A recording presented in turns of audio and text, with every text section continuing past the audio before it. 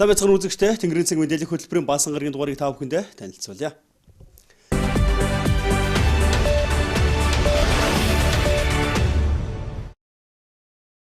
За аймаг сумын онцгой комиссад дархан сумын 15 дугаарт ажилласаар байна. За тэд 9 дугаар хэсэгт шар усны үеэр дайран өнгөрсөн айлуудын хашаанд хоримтлагдсан усыг соруулж ариутгал халдваргуулалтыг хийж бусад шаардлагатай арга хэмжээг авч ажиллаж байна. За энэ сарын 20-ны шөнө дархан сумын 15 дугааргийн 8 дугаар хэсэгт байрлах үерийн ус хамгаалах далангийн ус давж илүүдл нь хоолоогоор урсан тус багийн 9 дугаар хэсэгт халиа орсон. За тухайн үед албаныхан бүх болцоогоор ажиллан 9 дугаар хэсгийн нүрэн талын айл өрхүүдийг усан давтахаас сэргийлж арга хэмжээ авч чадсан ч за байгалийн давагдчихгүй хүчин зүйл давтан тус хэсгийн өрхүүдийн шар усны үеэр дайран өнгөрсөн юм а. За одоо аймаг сумын онцгой комисс гамшигын газар дээр ажиллаж үеэр дайран өнгөрсөн айлуудын хашаанд хоримтлагдсан усыг соруулж ариутгах халдваргуулалтыг хийж байна. За түүнчлэн аймгийн онцгой комиссийн даргын шийдвэрээр гарсан 6 ажлын хэсэг айлуудаар зөвлөмж хүргэн гар ариутгалын бодисыг таран ажиллаж байна.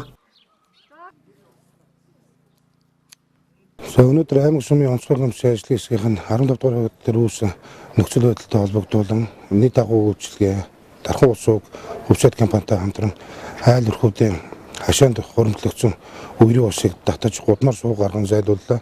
Мөн айл өрхүүдийн 0 дүүрсэн байсан бохрын машинаар соруулан татаж зайлууллаа. Мөн эрүүл мэндийн газар, хүнс үдээжмэн газар, хөдөлмөр халамжуулалтын газар та хамтран айл өрхүүдээр зөвлөмж хүргүүлэн гар ариутгах өгж байгаа. Дээрээс нь бас ариутгал халдваргуулалт бас хийж явж байна. Үүссэн нөхцөл байдалтай холбогдуулаад бас энэ гудамж талбайн лаг шаврыг зайлуулах ажиллагааг бол төмөрлөг, дулааны цэглэгээ станц, дархан ус ууг компаниудтай бас хамтраад зайлуулах гэсэн боловч бас энэ байгалийн давагдчихгүй хүчин зүйлийн улмаас бас энэ лаг шавар манаас хэрэгж уурсаж ажлын үр дүн бүтээмж муутай болоод байна. Тэгээд бид нар бас энэ зам дээр бас цаашдаа бас анхаарч холбогдох байгууллагуудтай хамтарч ажилланаа. За аймаг сумын онцгой комисс аж ахуйн нэгж байгууллагуудтай хамтран далан халсан шөнө үерийн усыг байгалийнхын голдрлоор нь урсгаж хориглон хамгаалах далан босгон үерийн ус зайлуулах хоол руу урсгах арга хэмжээг авч ажилласны үр дүнд 9 дугаар хэсгийн нүрийн игнэний айл өрхүүдээс болон бусад хэсгүүд рүү үерийн ус орохоос урьдчилан сэргийлж чадсан юм а. За нэгд байгалийн давагдчихгүй гамшигт үзэгдлийн үеэр дайран өнгөрсөн айл өрх гудамж талбайг ариутган лаг шавар хашаанд хурсан усыг соруулах татан зайлуулах ажлыг ус сувг нийт аж ахуйн үйлчлэгийн газартай хамтран хийж байна.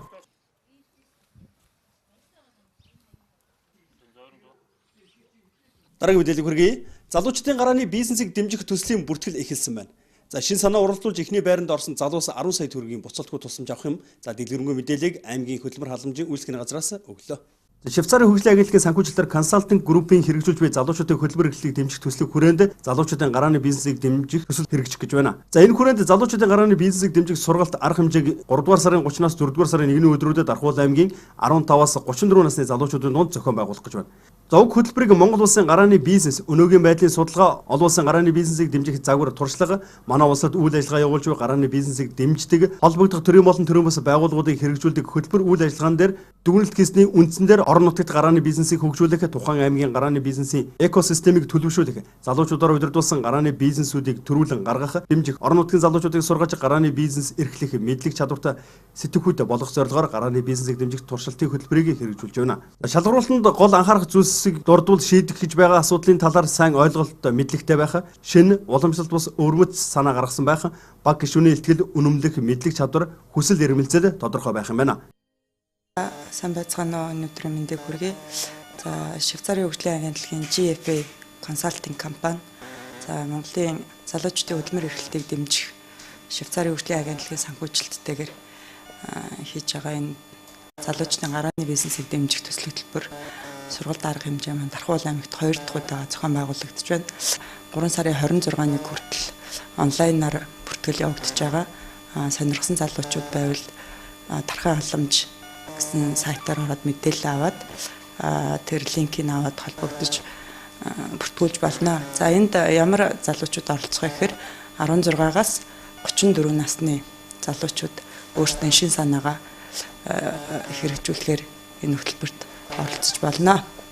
За тэгээ бүртгэлийн талаар санал хүсэлт асуух зүйл байх юм бол 8000 2662 гэсэн утас мөн 8000 2863 гэсэн утсаар холбоо урьж нарийн мэдээллийг авах боломжтой байна. Энэ удаагийн арга хэмжээг Швейцарын хөгжлийн агентлагийн залуучдын гарааны бизнесийг дэмжих хөдөлмөр эрхлэлтийг дэмжих төсөлтэй хамтраад эхний 1-р байрыг нь 10 саяын төгрөгийн буцалтгүй санхүүжилтийг олгохоор байгаа. Хөдөлмөр халамж үйлчилгээний газраас хөдөлмөр эрхлэлтийн салбар зөвлөлөөс үндэсний зөвлөлөөс баталсан төсөл хөтөлбөрийнхаа дагуу 2, 3, 4, 5 дахь байрыг иргэн төлөлттэй 10 сая төгрөгөөр зохион байгуулахаар бэлтгэл ажил хангагдаж байна. Өнгөрсөн жил 100 залуу бүртгүүлээд 60 залуу оролцож ирсэн. 1-р байранд зүгийн балыг жижиг хэмжээгээр савлах төсөлж шалгарч ирсэн. 2-р байранд Тархуул аймагт одоолт үйл ажиллагаа явуулж байгаа хаан гагнас гээд залуугийн бүтээгдэхүүн гарсан. 3-р байранд нь одоо бас Тархуул аймагт үйл ажиллагаа явуулж байгаа цахилгаан засвар, цахилгаан эд хэрэгслийн засвар гэсэн залуу орсон. Бас манайхаас төсөл хөтөлбөрөө аваад үйл ажиллагаа амжилттай хэрэгжиж явж байгаа. Энэ удааг бол энэ жилийн онцлог бол илүү олон залуучуудыг өргөн хүрээнд хамруулах зорилготойгоор хэвлэл мэдээллийн бүх салбараар мэдээлэл түгэж ажиллаж байна. Энэ бол ерөөсөн онцлог залуучуудын гарааны бизнес, залуучуудын хөдөлмөр эрхлэлтийг дэмжих тухай зорилт нь угаасаа ийм хүрээнд явагдаж байгаа учраас 16-аас 34 нас гэдэг бол яг залуучуудын нас болохоор энэгээр зааж байгаа. Хэрвээ 34-өөс дээш нас буюу 35-аас дээш нас хөдөлмөр эрхлэх төсөл хөтөлбөрт хамрагдах хүсэлтэй байгаа бол манай хөдөлмөр халамж үйлчилгээний газраас зарлж байгаа 35-аас дээш насны ажлын байрыг дэмжих хөтөлбөрт хамрагдаж болно. Төсөл хөтөлбөрөө бичээд. Оролцогчдын дундаас олон талын чадваруудыг нэгтгэн баг үрдүүлж тухайн санааг бодитоор хэрэгжүүлж бизнес болгоход хэрэгтэй бүхнийг биечлэн хийх болно. За энэ явцад мэргэжлийн менторуудтай уулзаж өөрийн санааг хөгжүүлэхэд хэрэгтэй зөвлөгөөг авах өгөөд 54 цагийн турш хийсэн ажлынхан үр дүнг хөрөнгө оруулагчид болон мэргэжлийн зөвлөгч бусад оролцогчдын өмнө бизнес найраа хийж тайлгнаснаар өндөрлөх юм байна. За дэлгэрэнгүй мэдээллийг 80 тэгтэг 2662 80 тэгтэг 2863 дугаараас авах боломжтой юм а. За өрн дулаан цаг ирж байгаатай холбогдуулан аймгийн нийт аж ахуй үйлчлэгээний газрын алба хаагчид Дархан хотын урд хойд хаалга төв зам дагуу эзэнгүй талбай хог хаягдлыг цэвэрлэж байна. За ийм дэргэд та бүхэн зориултын бус газар хог хаягдлаа хаяхгүй байхыг уриалж байна. Нийт аж ахуй үйлчлэгээний газраас нийт эзэмшлийн зам талбай хог цэвэрлэгийг хийж байна. Цас хайлж түүний дороос хог гарч ирж байгаатай холбогдуулан төлөвлөгөөт ажлынхаа хүрээнд их цэвэрлэгээ хийж эхэлсэн. За харин иргэд аж ахуйн нэгж байгууллагууд өөрийн эзэмшлийн зам талбай хог шороог цэвэрлэх тал дээр хойрог хайхрамжгүй байгаад шүүмжлэлтэй хандж байна. За орчны хогийг цэвэрлэж бохирдлыг арилгахгүй бол халдварт өвчин гарах магадлал өндөр байдаг тул үүргээ ухамсарлан орчноо цэвэрлэх ёстой. Аж ахуйн нэгж байгууллагуудын тухайд заагдсан зам талбай хогоо цэвэрлээгүй тохиолдолд үйл ажиллагаа эрхлэх зөвшөөрлийг түтгэлзүүлэх хүртэл арга хэмжээ авах тухай мэдэгдлээ. Тийм байшингуудын хооронд хог арай гайгүй байна. Тарж утарсан байдалтай байна. За байшингийн арталт уу яг сөөгт хамрагдахгүй талбаануудаар ялангуяа гаражуудын артал уртлаар байшингуудын артлын хэсгүүдээр хэсэг одоо бөөгнсөн жижигэн хогийн цэгүүд үүссэн байна гэсэн юм үзлэгүүдийг гаргаж ирсэн байгаа. За энэ бол бид нар одоо зургатаа явсан хуваар маршруттайгаа ингээд засаг даргын өргөд даалгаврын хариу өгнө. За түүнээс гадна бид нар эх 7 хоногт болохоор хотын гадна тойргийнхаа хог хаягдлыг үзлэг хийх гэж байна. За хотын гадна тойрог гуур жалга хонхор далангуудад бол нэлээдгүй хог төвлөрсөн байж байгааг бид нар түрүүний нэг үзлэгээ тогтоосон байгаа. За бидний эзэнгүй талбай гэж нэрлээд байгаа Нью-Йорк толгой тэр чигээрээ за тэгээд байгаль орчны хөндөй дахин тав зохицлын хоёр талын тал гэх мэтлэнгийн эзэнгүй талбайнууд бол нийтийн аж ахуй үйлчлэгээний газрын зам талбайн хэсгүүд самнсан маягтайгаар цэвэрлэгээ хийгээ явж байна.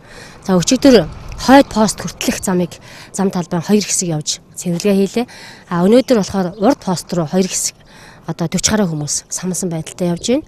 За хог тээврийн машин нь хамтдаа явж байна. За ингээд хойд хурд хаалга хүртэх цэвэрлэгийг бол хийгдчихэж байна. За аслагдсан талбай дээр бол одоо аж ахуйн нэгж байгууллагуудаа захирагчийн албатайгаа хамтраад цэвэрлэгээ хийхээр ингээд төлөвлөгдөд явж байна. За энэ хийгдэж байгаа ажлуудыг бид нар албан ёсоор хуваартай маршрутаа хурлын тэмдэглэлтэй бото тайлантайгаар нь аймгийн засаг дарга энэ тамгын газарт хяналт шинжилгээ үнэлгээний албанд захирагчийн албанд хөргүүлж ажиллаж байгаа. Аж ахуйн нэгж байгууллагууд бол одоо ойр орчныхоо 50 м газрыг цэвэрлэдэг аймгийн засаг даргын захирамж байж байгаа. Энэ захирамжийн дагуу аж ахуйн нэгж байгууллагууд ойр орчныхоо 50 м газрын талбайг цэвэрлэх ёстой. 50 м газраа цэвэрлээд ойрхон байгаа хогийн савруугаа хийчихээ. Хогийнхаа савруу хийчихвэл бид нар одоо өдөршнөгөө ажиллаж байгаа татаад авчнаа. За энэ цэвэрлэгээ болж байгаатай холбогдуулаад харьцангуй нийтийн аж ахуй үйлчлэгээний газрын хог тээврийн машины ачаал бол нэлээдгүй нэмэгдэж байна. Гэхдээ бид нар амралтгүйгээр тээвэрлээд одоо оройны харанхуй бүрэнхий болтол тээвэрлээ зайлуулчихнаа. Тэгэхээр зэрэг цэвэрлээд өгөө, орчноо цэвэрлээд өгөө. Тэгээд хогийн савруугаа төвлөрүүлээд өгөө. За тэгээ бидний бас хүч хөрөхгүй оролцоогүй хүрэлцээгүй газар байж магадгүй. Тэгвэл энд одоо ийм хогийн цэг, ийм одоо бөөн төвлөрсөн хог гараад ирлээ гэдгийг нийтийн аж ахуй үйлчлэгээний газрын 24 цагаар ажилладаг 9937 1701 дугаар бас мэдээлэлд өгөөрэй. За тэгээ ойр орчныхаа 50 м-ыг авахгүй байгаа тэр аж ахуй нэгж байгууллагуудтай бол аймгийн засаг даргын орлогч дарга ган бол даргаар ахлуулсан ажлын хэсэг ахалж байгаа. За энэ ажлын хэсэг бол үйл ажиллагаагийн төр хугацаагаар юм уу бүр хугацаагаар төдөлсөх зогсоох хүртэл эрхтэй ажиллаж байгаа шүү гэдгийг аж ахуйн нэгжүүдтэй бас мэдээлэх зүйтэй байх гэж бодож байна. За өвлөн цасаа цэвэрлэхгүй, хавар нь хогоо цэвэрлэхгүй аж ахуйн нэгж байгууллагууд олон байдаг гин. Нийгмийн хариуцлага ухамсарлан дүрм журам заагсан зүйлийг хийх нь үүрэг. За эрүүл амьдрахын нэг үндэс эрүүл цэвэр орчноос эхэлдэг. За тиймээс албан бичиг хүргүүл шаардлага авсан даруйд хөдлөх бас ажлын зав чөлөө амралтын өдрүүдэд орчны хогоо цэвэрлэхийг нийт аж ахуйн үйлчлэгийн газраас сануулж байна. Сонгуульж жагд баярлалаа дараагийн мэдээлэл хүргэе. За архитект гэмт явдалт сэдвийн хүрээнд аймгийн иргэний танхимаас нээлттэй хилцүүлгийг зохион байгууллаа. За архи улснаар гэмт хэргийн хохирогч болох магадлал их байдаг тул ерөнхий боловсролын сургуулийн ахлахангийн сурагчид ихтэй сургуулийн оюутан залуусыг хамруулсан хилцүүлгийг өрнүүлжээ. Аймгийн иргэдийн төлөөлөгчдийн хурлын дэргэдэх иргэний танхим цагдаагийн газартай хамтран архитект гэмт явдал сэдвийн хүрээнд нээлттэй хилцүүлгийг зохион байгууллаа. За тус хилцүүлэгт төрийн болон төрийн бус байгууллагын төлөөлөл, ерөнхий боловсролын сургуулийн ахлахангийн сурагчид, ихтэй сургуулийн коллежийн нийгмийн ажилтан оюутан залуус оролцсон бөгөөд за тэдэнд архитектын согтуурхыг бууруулах, түүний хор уршгийг таниулах, зохистой хэрэглээг төлөвшүүлэх, хүний эрүүл мэнд, халдваршгүй байдлын эсрэг гэмт хэрэгээс урьдчилан сэргийлэх иргэдийн эрх зүйн мэдлэгийг дээшлүүлэхэд чиглэсэн ухуулга нөлөөлийн арга хэмжээг авах зорилготой юм а. За хүний эрүүл мэндийн халдваршгүй байдлын эсрэг гэмт хэрэгийг одоо урьдчилан сэргийлэх чиглэлээр бол Дархан аймгийн цагдаагийн газараас бусад иргэний нийгмийн байгууллагатай хамтран аймгийн засаг даргын гэмт хэрэгээс урьдчилан сэргийлэх зохицуулах зөвлөл салбар зөвлөлтөд хамтраад одоо энэ хилцүүлгийг зохион байгуулж байна. За энэ хилцүүлгийг зохион байгуулж байгаа маань одоо хүүхд залуучууд маань одоо энэ гэмт хэрэгт битгий өртөөсөө за энэ гэмт хэрэгт өртөхгүйгээр одоо урьдчилан сэргийлэх чиглэлийг ямар арга хэмжээ авч болох вэ? За энийг яаж хэрэгжүүлэх үү гэдэг талаар одоо хилцүүлэгтээ холбогдсон хилцүүлэгт яригдж байна. За энийг хэрэгжиж одоо цааш дамжуулснараа хүүхд залуучууд маань одоо гэмт хэрэг өртөхгүй байх магадлал одоо өндөр байхаа гэж энэ хилцүүлэг зохион байгуулж байна. Энэ дээр одоо Дархан аймгийн одоо үйлдэгдсэн одоо 10 хүний эрүүл мэндийн халдваршгүй байдлын эсрэг гэмт хэрэгт одоо статикс тоо мэдээ. За энэ дээрээс одоо уламжлаад гэмт хэрэгээс урьдчилан сэргийлэхээр ямар ажил зохион байгуулж байгаа. За тэрийг хэрхэн хэрэгжүүлж байгаа талаар одоо хүмүүстээ хүргэж байна. Хамгийн гол зорилго бол архитектыг бууруулах, иргэдийн эрх зүйн мэдээлэл боловсролыг дээшлүүлэх, гол нь гэмт хэрэгээс яаж урьдчилан сэргийлэхин зөвхөн цагдаагийн газар нэг талаас ажиллахад бас гэмт хэрэгээс бууруулах нөхцөл болж чадахгүй байна. Нөгөө талаас иргэдийн эрх зүйн мэдлэг мэдээлэл дутмаг байгаас бол гэмт хэрэг буурахгүй байна гэж үзэж байгаа. Аль аль талаас олон талаас гэмт хэрэг бууруулах талаар хамтарч ажиллах ёстой гэдэг үднээс энэ сургалт хилцүүлгийг хийж байгаа. Мөн сүүлийн үед ихээр гарч байгаа кибер гэмт хэрэг, цахим гэмт хэргийн талаар мэдээллийг иргэд оюутнууд төрийн болон төрийн бас байгууллагын иргэдэд мэдээлж энэ гэмт хэрэгээс хэрхэн урьдчилан сэргийлэх вэ гэдэг талаар мэдээлэл өгч саналыг авч байгаа. Мөн дараагийн хилцүүлэг одоо эх 7 хоногийн 5 гаругийн 10 цагаас сүм мэдээ харилцаа гэсэн сэдвээр хилцүүлэг хийгдэж байгаа. За үүний дагуу хүний эрүүл мэндийн халдваршгүй байдлын эсрэг гэмт хэрэгээс урьдчилан сэргийлэх арга зам сэдвээр хэрэг мөрдөх, тасгийн ахлах мөрдөх цагдаагийн хошууч Батцойж, залилан мэхлэх кибер гэмт хэрэгээс урьдчилан сэргийлэх сэдвээр эрүүгийн цагдаагийн тасгийн эдийн засгийн ахлах мөрдөн байцааг цагдаагийн хошууч Мөнх Цолбоо, за эрүүгийн мөрдөх цагдаагийн ахлах дислэгч Эрхэм Заяанаар мэдээлэл хийсэн юм а. За хилцүүлэгт оролцогчдын зүгээс гэр хорооллын багуудад хяналт шалгалт эргүүлийн тоог нэмэгдүүлэх, камержуулах зэрэг саналуудыг цагдаагийн албан хаагчдад тавьсан байна. Дэлхийн эмчнэрийн өдрийг өгтөн эрүүл мэндийн байгууллагуудын эмчнэрийн эрдэм шинжилгээний баг хурал зохион байгуулж байна. За нийгэм зохилон тохиолдож буй өвчлөлийн талаар илтгэл лекц тавьж мэдээлэл өгөхин зэрэгцээ уралдаан хэлбэрээр зохион байгуулж байгаа юм а. Явагдаж байна. Харин C вирусын эмчилгээ Дэлхийн эмчнэрийн өдрийг өгтөн аймгийн эрүүл мэндийн газраас санаачлан хэрэгжүүлж буй ажлуудын нэг нь энэхүү эрдэм шинжилгээний баг хурал юм а. За тус хуралд Дархан аймгийн эрүүл мэндийн байгууллагуудын эмч нар хамрагдаж байна. За эмч нарын өдрийг баярын хүрээнд тэмдэглэх бас мэдлэгээ нэмэгдүүлэх, сургалт сурталчилгаа зохион байгуулах, жолгомсон асуудлын сэдвээр зөвлөлөх эрдэм шинжилгээний хурал зохион байгуулах, мэрэгших чиглэлийн ажлуудыг төлөвлөн хэрэгжүүлж байна. Бид өнөөдөр хийж байгаа үзүүлж байгаа тусламж үйлчилгээ үйл ажиллагаа маань хэр зэрэг одоо нотлогоон тулгуурлаж байна. Дэлхийн нийтийн хөгжлийн одоо хаана бид нар хөгжиж байна? Монгол улсын хэмжээний хөгжлийн бид одоо хаана байна? Иргэд үйлчлүүлэгчдийн аюулгүй байдал, сэтгэл ханамж ямар түвшинд байна гэдгийг одоо нотлогоон тулгуурлан судалгаа хийж бас судалж байгаа. За тэдгээрт зориулж одоо бас манай 15 эмч мэрэгчлэн өөрсдийнхээ хийсэн судалгааны үр дүнг танилцуулж байгаа. За ер нь эмчхэн гэдэг бол өөрөө маш олон талын ур чадвартай байх хэвээр. Нэг талдаа мэдээж өвчтөн үйлчлүүлэгч эмчилэн хүмүүстэй эмчилгээ үйлчлэгээ үзүүлэхээс гадна өөрөө өөрийнх нь бас онлын мэдлэг одоо бас байнга бид нар сайжруулж авах хэвээр. Тэгээд нотлохоон тулгуурсан ангаах ухааныг хөгжүүлэхэд эмч мэргэжлүүд маань аль түвшинд байна, ямар одоо үйл ажиллагаа маань үр дүнтэй болж байна, ямар нь одоо үйл ажиллагаа илүү сайжруулах шаардлагатай байна гэдгээ бид одоо бас тодорхой хэмжээнд судалж нотлохоон тулгуурлаж дараагийн үйл ажиллагааг одоо судалж төлөвлөхөд маш их ач холбогдолтой. Ийм учраас бид өнөөдөр бас эрүүл мэндийн салбартаа Дархан уул аймагта хэрэгжүүлж байгаа шинэ техник, технологи үйл ажиллагааныхаа үр дүнг хэлэлцэж байгаагаараа өнөөдрийн судалгаа үйл ажиллагаа хурал маань бас шинэлэг талтай байна. За үндсэндээ бол манай Дархан уул аймагт маш олон төрлийн одоо үндэсний хөтөлбөрүүд хэрэгжиж байна. За жишээл элэг хөтөн Монгол, за шүд цоорох эмгээг судлах, за мөн одоо 2012 оноос хойш мянганы сорилтын сангаас хэрэгжүүлсэн өмөө зүүн эсийн шинжилгээ зэрэг олон шинжилгээний аргууд, сүүлийн үеийн технологийн ололтуудыг хэр зэрэг нэвтрүүлж чадж байна, түүний үр ашиг нь ямар байна, мөн дээрээс нь одоо гарч байгаа өөрчлөлтүүдэд ямар эмчилгээ онцлогоо тусламж үзүүлж байгаа зэрэг бол манай эмнэлгийн мэргэжлэнгүүд бол энэ их ажлынхаа хажуугаар судалж байгаад бол бид бас их таатай байгаа. За тэгээ ерөнхийдөө бол Дархан уул аймгийн тухайд бол эрүүл мэндийн тусламж үйлчилгээ Улаанбаатар хотоос 200 гаруй км-ийн цаана хаслагдаж хүрж байна.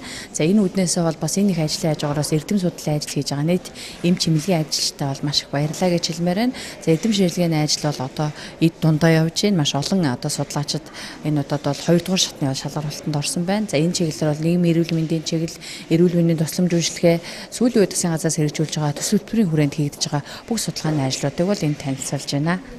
За энэхүү эрдэм шинжилгээний хуралд нийгэмд зовлон тохиолдож буй болон салбар тулгамдсан асуудлыг хөндөг илтгэлүүд тавигдж байна. За тодорхойлбол Умаан хүзүүний хорт хавдар илрүүлэх эс судлалын шинжилгээний асуудал, хэрэглэгчийн сэтгэл ханамжийн үнэлгээнд хийсэн судалгаа, эмч эмнэлгийн мэргэжилтний ажлын байрны стрессийн нийгмийн хүчин зүйл нөлөөлөх зэрэг 20 гаруй илтгэлүүд тавигдж байна.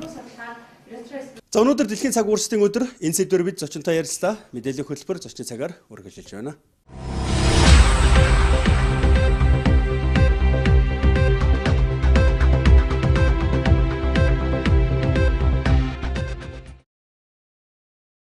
Үзэгчдээ Тэнгэрийн цэг мэдээллийн хөтөлбөр зочны цагаар үргэлжилж байна. Тэгэхээр энэ өдөр бид бүхэн дэлхийн цаг уурчдын өдөр тохиож байгаатай холбогдуулаад за цаг уурын инженер Цэрэг Очрогоо гурж оролцуулаад байгаа. Танд орой мэнд хүргэе. Баярлалаа. Үзэгчдээ орой мэнд хүргэе. За тэгэхээр ер нь цаг уурчдын өдөр гэж тэгж байна. Цаг уурчдын өдрийг ер нь хэдийнээс эхэлж дэлхийн нийт болоод Монголд бас тэмдэглэж эхэлсэн болоо. Энэ талаас яриагаад хэлэх байлаа. За цаг уурчдын өдрийг бол нэгдсэн үндэсний байгууллагын харьяа соёл шинжилгээ ухааны байгууллага ЮНЕСКО санаачилж тэмдэглэдэг болсон. Энэ бол бүр 1970-аад оны үеэс баха. Монгол улсад бол цаг уурчдын өдрийг 1986-7 оны үеэс эхэлсэн. Тэмдэглэдэг болсон. За яагаад энэ мэргэжлийг бас сонгох болов та? Ер нь та бол ерөөс цаг уурчдын бас нөө анхны төгсөлт гэдэг ч юм уу. За тэгээ нөгөө нэг хиймэл дагуулаас анхны мэдээллийг хүлээж авч ирсэн хүн гэдгээрээ бас онцлогтой шүү дээ, тэ. Ер нь тухайн үеийн цаг уурын төлөв байдлыг хэрхэн яаж авч байсан бэ? Техник технологийн дэвшил тухайн үед Монгол орнд ямар байсан? За 1970-аад би бол 1962 онд баруун түрүүнд 10 дугаар анги төгсөөд 62 онд ер нь цаг уурын инженер бол зөвхөн Ленинград, Одесс төгссөн 20 хэдхэн инженер байсан байгаа. Гэтэл энэ бол нүүдлийн малаж хуутай ийм оронд бол цаг уурын инженер хэрэгтэй гэж үзээд шинэ салбар инженерүүдийг бэлтгэхээр Монгол Улсын их сургуульд 62 оны 9 сард салбар нээгээд физик математикийн факультетийн дээр салбар нээгээд цаг уурын анги нээгээд 33 хүүхэд орсон. 67 он төгсгөд 18 үлээ төгссөн. Тэр 18-ийн нэг нь би байна. Ер нь тэр үед бол цаг уурын мэдээг ерөөсө Каттын нэг 40 дистанц, за Оросын нэг 200 гаруй дистанц, Монголын нэг 80 гаруй дистанцын мэдээг аваад тэгээд урьдчилсан мэдээг зохиодог байсан. За 1970 онд бол манай цаг уурын шинжилгээ ухаанч одоо цаг уурын шинжилгээ ухаан бол 90 хэдэн жил болж байна манад. Тэгээд 1970 онд бол манай цаг уурын урьдчилсан мэдээ гаргах цаг уурын шинжилгээний ажилд бол маш том дэвшил шинжилгээ ухааны дэвшил болсон. Энэ юу гэвэл ЮНЕСКОгийн шугамар манад дэлхийн хиймэл дагуулаас мэдээ хүлээн авах газрын станцыг байгуулж өгсөн. Тэр байгуулж өгсөн станцад намайг ажиллуулахаар ховдод байсныг дууч ирсэн. Байгуулдаг мэрэгжилтнүүд нь бол зөвлөл болсон мэрэгжилтэн байсан. Тэгээ манай цагуурын мэрэгжилтнүүдтэй хамтраад одоогийн Монгол банкны ардлын цагуурын албаны хөдөлгөөн газрын дээр антенн дээрээ байрлаад ингээд дотор ингэж байгуулсан. Тэгэл би ороод ажилласан. Энд анхны Америкийн хиймэл дагуулсан мэдээ авсан гэдгээр би бахархаж явдаг. Энэ юм өчтэй юм. Америкийн ESA 8 гэдэг нэртэй хиймэл дагуул дэлхийн мөрцгөөс 620 км өндөрт. Тэгээд дэлхийг 1 цаг 54 минутанд нэг тойрно. За тэгээд тэрийг яаж тэрнээс мэдээ авах вэ гэхээр одоо маргааш мэдээ авлаа гэхэд өнөөдөр оройн Японы Токиогоос нэг телеграм ирнэ. Цахилгаан гэсэн үг шүү дээ. Тэр нь бол ESA 8 хиймэл дагуул маргааш тим координатор явж өнгөрнө гэдэг. Тэрийг Улаанбаатарын гэрийн нэвчийн цагаар ирнэ. Түүнийг Улаанбаатарын цаг чилжүүлэхдээ зэрэг маргааш яг Японы нутагт дээгүүр Улаанбаатарын цагаар 9 цаг 12 минутанд явж өнгөрөх юм байна гэдгийг мэдж явах шээ. Тэгээд антенна тийшээ чиглүүлж хагаад чихвчээр за жишээ нь одоо энэ авч байгаа байдал. За сигналаар сонсно гэсэн үг шүү дээ. Түүнээс үзэн харна гэж байхгүй. Асар хурдтай яваад өнгөрөхөд эхний орбитаас нэг 2 хон зураг аваад бэлдэнэ. Дэлхийн цагуурын хиймэл дагуул бас хүлээ авахч фототелеграфийн аппаратын тусламжтайгаар 70 оны 1970 оны 11 сар 20 гэж шүү дээ. За энэ үед хэдтэй байв та? Энэ үед би 26 таа байж. Энэ одоо техникийг гэдэг ч юм уу аппаратыг аппарат маань хэд байв тухайн үед? Нэг л байв. Гэхдээ 90-аас ганц энэ бол өдөртөх буйлт нь шүү дээ. Тэгээд энийгээр авч байгаа мэдээ нь бол Нева гэдэг фототелеграфийн аппарат дотор бичигдэнэ. Пленкэн дээр гэсэн үг. Өөрөөр хэл нөгөө хиймэл дагуул маань явж байхдаа дэлхийн бүрцгийн шөнө болж байгаа газраас нь гараад гэрэлтэй газар гарангуут танай энэ телевизийн камер шиг камер нээгдээд газрын зураг авна гэсэн үг шүү дээ. Гэтэл газар дээр чинь үйл байд юм аа шүү дээ. Тэгэд үйл хаана байна гэдгийг л тодруулах зэрэлт. Тэгээд энэ дотор одоо нөгөө пленкэнд бичигдээд ирнэ. За бичигдээд ирэхдээ за жишээ нь зааж өгсөн 2 мэрэгжилтний боловсруулалт заадаг инженер нь энэ байна. Техникийн төлөв юмын заадаг нь Бровко гэж энэний нөхөр нь. За ингээд энэ нэг техникчиг бол бүр тэр 2 орс бид гуруулаа бараг 20 хэд хоног ажиллаж итэл 2 техникч өгсдөө нэг нь. За манай антенн. За энэ бол 71 онд авсан байна. 71 оны 5 дугаар гэж байна тий. За тэр үед авсан зураг нэг сонь гэвэл аналог системээр буюу ийм зураг гарч ирж байгаа.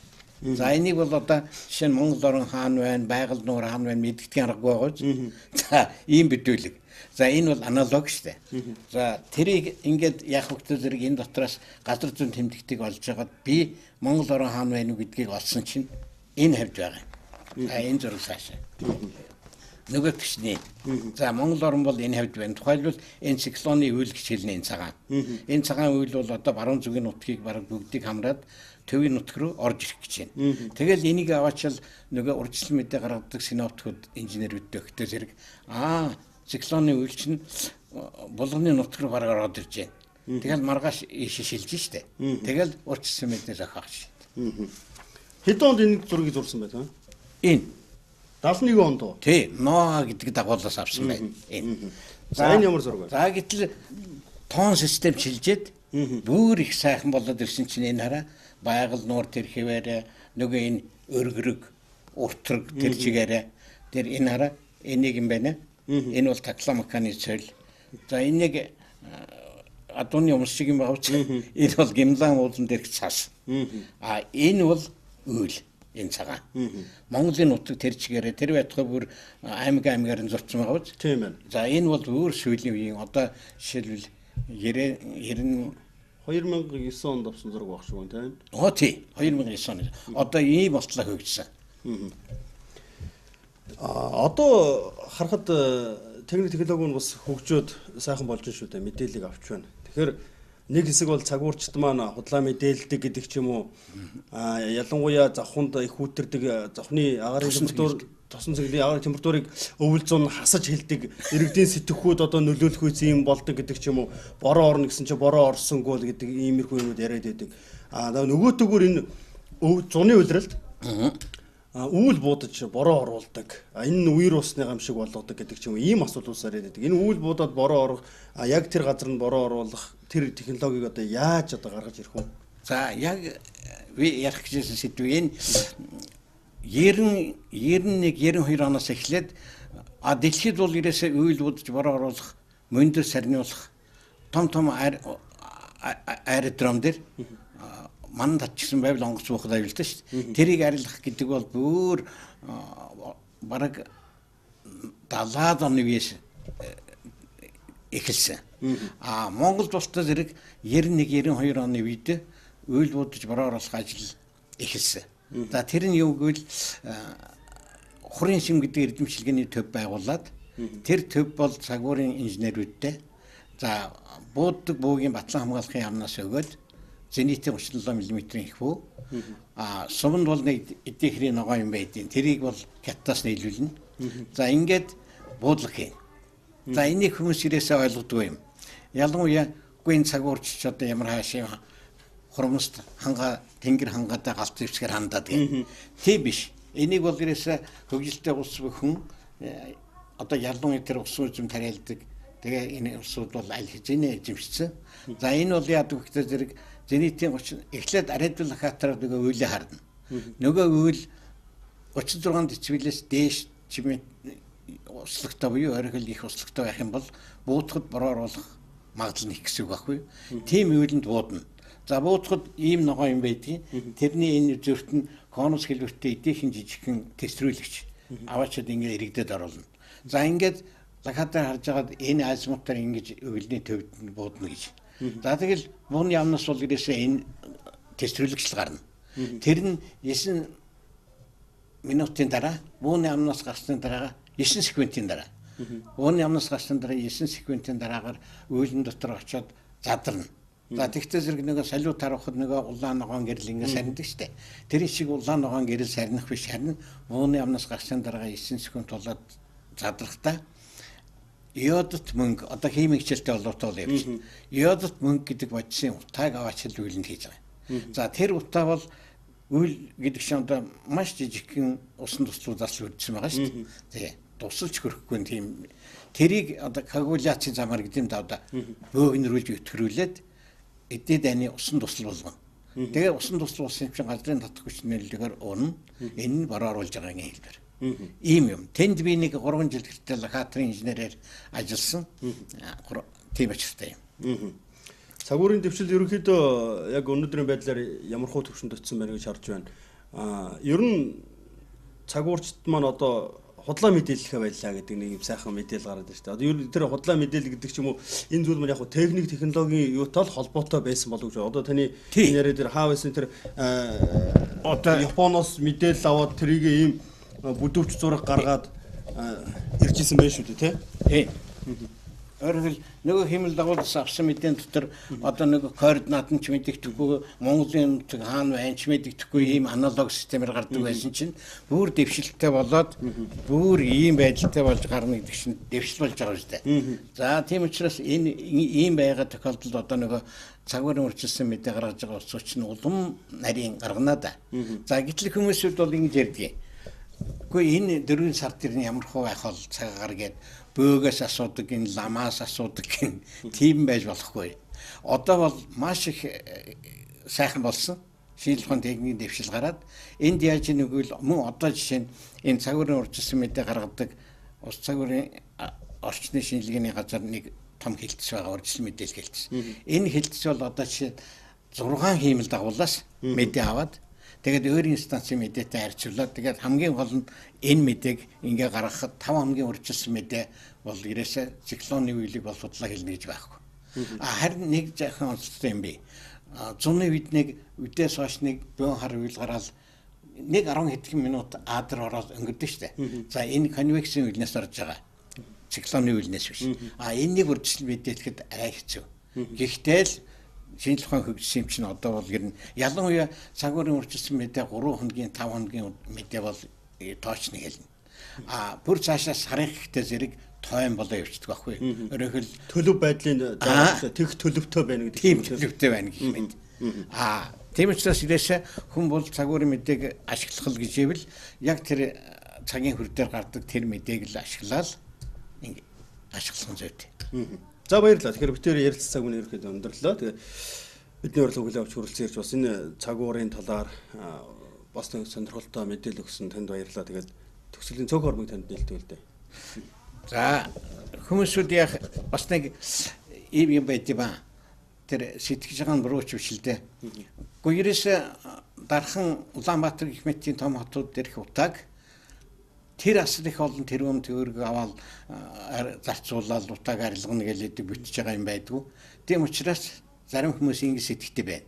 Гүйрээс тэр цаг хуурчдад цалингийн их гişг өгөөд тэр үйлдүүдэд бороо оруулдаг мөндөр сарниулдаг улсууд чинь салхийг бий болгоод тэгээд тэр салхиараа утааг хөөгээ явуулчих юм биш үү гэж байгаа.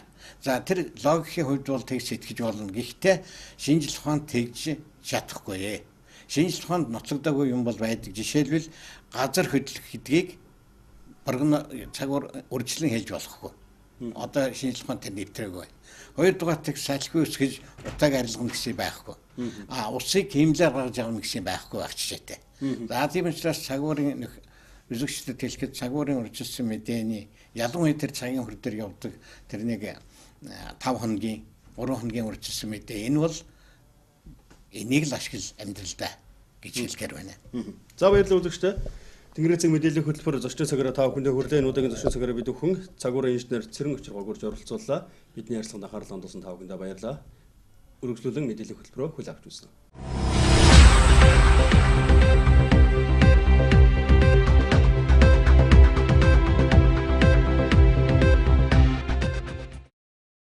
Архим үзэгчдээ одоо та бүхэндээ дэлхийн мэдээг хүргэе. Анхаарал хандуулна.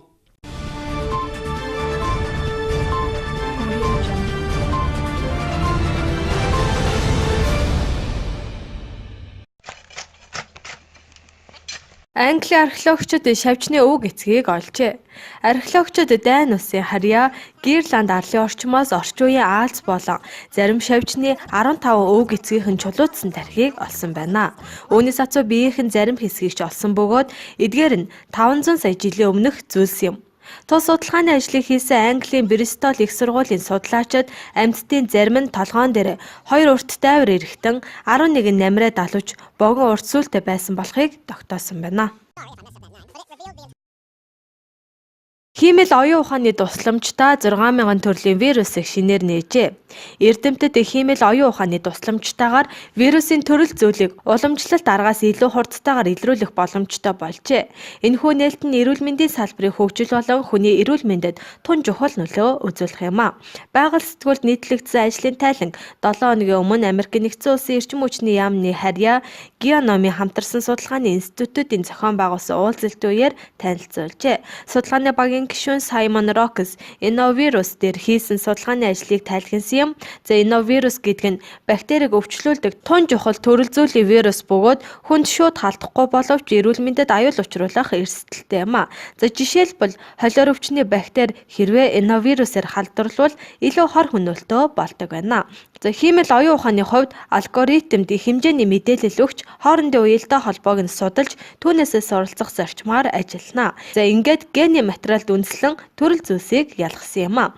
Роксийн багийнх нь 2 шаттайгаар мэдээлэл боловсруулсан бөгөөд эхлээд шинжлэх ухаанд олж илрүүлсэн инновирусд хамаарах 805 геномын цувааг компьютерт оруулжээ. Харин дараа нь өөр ямар нэгэн вирус эсвэл бактери бүхий 2000 цувааг оруулж алгоритм зөвхөн инновирусуудыг ялгах ажил хийсэн юм а. За энэхүү судалгааны үр дүнд алгоритм 10,000 гаруй инновирус илрүүлж дараа нь төрөл зүйлд хуваасан байна.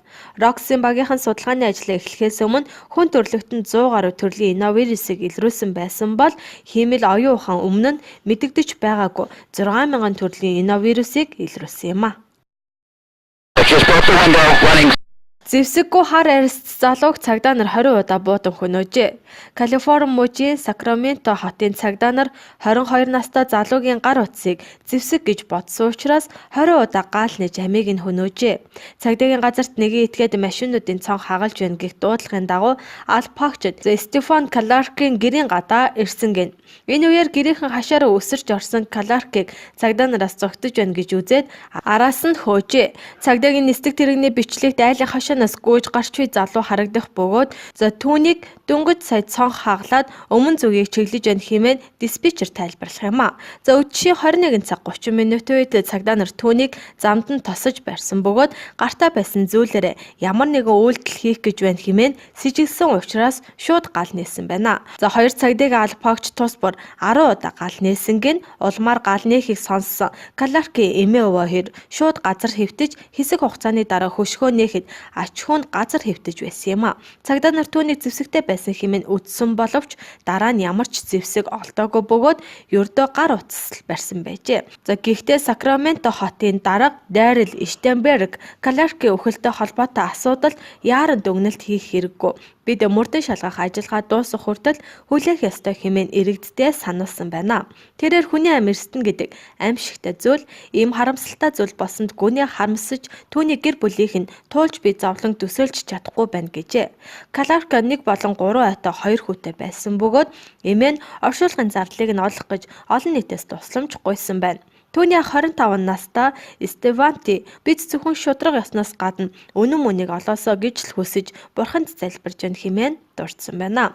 Миний дүү хизээч гэмт хэрэг хийх хэрэггүй, хулгай дээрэмтэй холбогдохооргүй хүн байсан. Цагдаа нарын дүрсэлж байгаа хүн шиг байгаагүй, гэм хийх хүн байгаагүй хэмээн дурдсан байна. Цаазын ялыг гүйцэтгэх шин аргыг боловсруулжээ.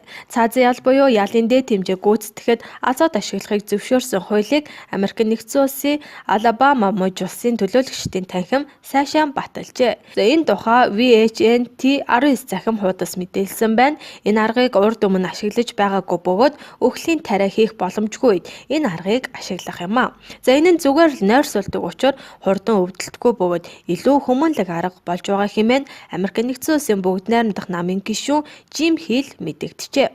Тус хуулийг эсэргүүцэгчид шинэ арга өвдөлт мэдрүүлэхгүй гэдэгт эргэлзэж байгаа гэлээ. Харин ардчсан намын гишүүн Томас Джексон хэлэхдээ урд нь бид цахилгаан сандал хэрэгэлдэг байсан бол одоо хортхий ашигладаг үе рүү очиж байна хэмээн дурдсан байна. Энэ аргыг урд нь Америк нэгдсэн улсад ашиглаж байгаагүй бөгөөд үүнтэй төстэй аргыг ашиглахыг зөвшөөрсөн хуулийн төслийг Оклахома болон Миссисипи мужи улсад өмнө нь сайшаан баталж байжээ. За гэхдээ Оклахома мужи улсад цаазын ялыг хоригдсан хуулийг цуцсны дараа хортхий ашиглахаар төлөвлөж байгаа юм а. Тэнгэрийн цаг мэдээллийн хөлбөр маргаашийн цаг агаар мэдээлэлээр үргэлжилж байна.